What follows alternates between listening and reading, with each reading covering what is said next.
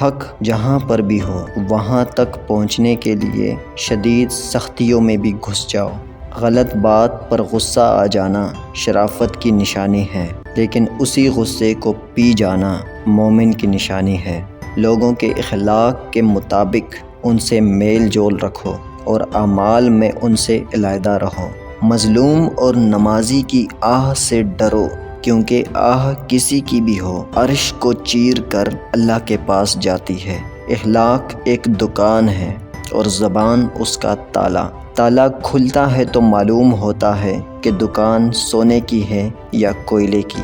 نفرت دل کا پاگل پن ہے۔ اگر کوئی آپ کی فکر کرتا ہے تو اس کی قدر کرو، کیونکہ دنیا میں تماشائی زیادہ اور فکر کرنے والے بہت کم ہوتے ہیں۔ دوستی اور محبت ان سے کرو جو نبھانا جانتے ہو، نفرت ان سے کرو جو بھلانا جانتے ہو، اور غصہ ان سے کرو جو منانا جانتے ہو۔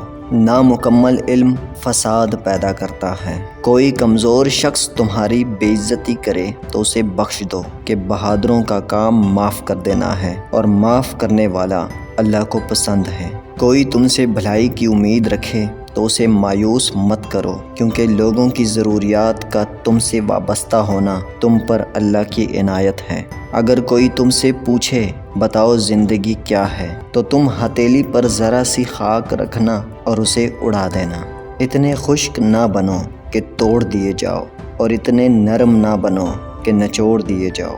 جس سے محبت کی جائے اس سے مقابلہ نہیں کیا جاتا۔ کسی کو پا لینا محبت نہیں، بلکہ کسی کے دل میں جگہ بنا لینا محبت ہے۔ اگر تم اس وقت مسکراتے ہو جب تم پوری طرح ٹوٹ چکے ہو، تو یقین جانو دنیا میں تمہیں کبھی کوئی نہیں توڑ سکتا۔